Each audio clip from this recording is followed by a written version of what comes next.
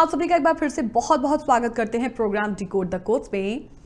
निम्न और मध्य आय वाले देशों में कई बच्चों को विभिन्न सामाजिक, आर्थिक और पर्यावरणीय कारणों से पर्याप्त पौष्टिक भोजन तक पहुंचने में भारी चुनौतियों का सामना करना पड़ता है, जिसके कारण अल्प पोषण और सूक्ष्म पोषक तत्वों की कमी सार्वजनिक स्वास्थ्य के लिए भारी चिंता के रूप में उभर रही है।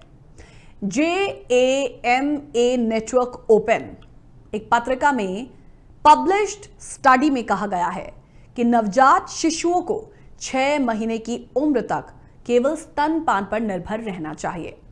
6 महीने की उम्र के बाद शिशुओं और छोटे बच्चों की बढ़ती पोषण संबंधी आवश्यकताओं को पूरा करने के लिए अकेले स्तन का दूध पर्याप्त नहीं। इस अध्ययन के दौरान भारत में लगभग 67 लाख बच्चे ऐसे पाए गए हैं जिन्होंने 24 घंटों के दौरान कुछ नहीं खाया। इसीलिए ये जो रिपोर्ट है चर्चाओं का विषय बनी हुई है। इस रिपोर्ट में क्या है इस वक्त आप वो टीवी स्क्रीन पर भी समझ सकते हैं।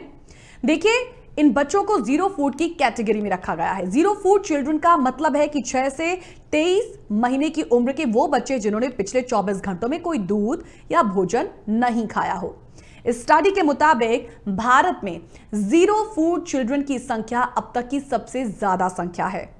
यह अध्ययन 92 देशों के बच्चों पर किया गया था, 92 देशों पर किया गया था और भारत में पाए गए जीरो फूड चिल्ड्रन की संख्या इन 92 देशों के बच्चों की संख्या के मुकाबले लगभग आधी है। भारत की दर गिनी, बेनिन, लाइबेरिया और माली जैसे पश्चिम अफ्रीकी देशों में प्रचलित दर के बराबर है। जीरो फूड चिल्ड्रन यानी बिना भोजन के बच्चों की संख्या के मामले में नाइजीरिया दूसरे स्थान पर है। इसके बाद पाकिस्तान, फिर इथियोपिया और कॉन्गो लोकतांत्रिक गणराज्य भी है।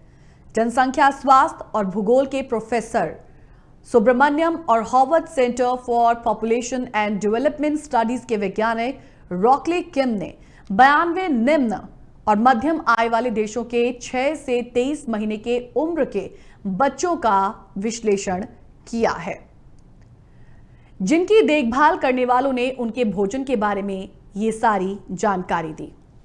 आपको बता दें कि शोधकर्ताओं ने 92 निम्न और मध्यम आय वाले देशों में 2010 और 2022 के बीच एकत्र किए गए राष्ट्रीय आंकड़ों का उपयोग किया। इस अध्ययन में पाया गया कि बिना भोजन वाले बच्चे अध्ययन आबादी का 10.4% थे। शून्य भोजन वाले बच्चों का प्रचलन देशों के बीच व्यापक रूप से फैला है। कोस्टा रिका में प्रसार 0.1%, गिनी में 21.8% और भारत में जहां अध्ययन के लगभग आधे बिना भोजन वाले बच्चे थे, जिनका प्रसार 19.3% था। इस रिपोर्ट को देखने के बाद अब अंदाजा आप खुद देख सकते हैं कि जीरो फूड चिल्ड्रन रिपोर्ट आखिर क्या संकेत देती है। लेकिन बड़ी बात यह है कि इस रिपोर्ट के आने के बाद केंद्र सरकार ने अपना रिएक्शन भी दिया और उन्होंने कहा है कि ये जिस आधार पर की गई है, कहीं ना कहीं वो आधार सही नहीं है। ये सनसनीखेज दावा जो किया गया है वो पूरी तरीके से गलत है, जिसका आधार ही गलत है। लेकिन जहां तक अध्ययनकर्ताओं की बात है, उनके अनुसार बिना भोजन वाले बच्चों की व्यापकता विकास की इस महत्वपूर्ण अवधि के दौरान शिशु और छोटे बच्चों के आहार प्रथाओं में सुधार और अधिकतम पोषण सुनिश्चित करने के लिए लक्षित हस्तक्षेप की आवश्यकता को उजागर करती है। ये जो मुद्दा है वो पश्चिम और मध्य अफ्रीका और भारत में स्पेशली जरूरी है।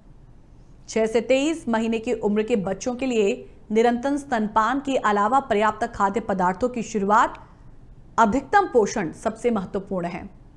शोध में पर्याप्त भोजन की कम अवधि और लंबे समय के फायदों को भी उजागर किया गया है, जैसे कि मृत्यु दर, डेथ रेट, मैल न्यूट्रिशन, बौनापन, कम वजन और सूक्ष्म पोषक तत्वों की कमी के खतरों का कम होना।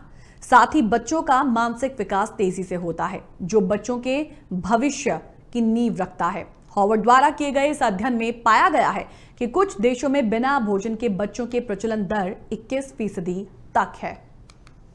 जहां तक भारत की बात है, भारत में बाल पोषण के मुद्दों पर काम करने वाले स्वास्थ्य विशेषज्ञ कहते हैं कि भोजन की कमी की वजह से बच्चों को शून्य भोजन मिलता है। ये स्थिति भोजन तक पहुंच की कमी की नहीं, बल्कि कई माताओं द्वारा अपने शिशुओं को उचित आहार उपलब्ध करने में असमर्थता को दर्शाती है। कई बच्चे पूरक आहार से वंचित हैं क्योंकि उनकी माताओं की आर्थिक परिस्थितियां उन्हें बच्चों की देखभाल करने से रोकती हैं। ये उनकी मजबूरी कही जा सकती है। 6 महीने के बच्चों को खाना खिलाना आसान नहीं।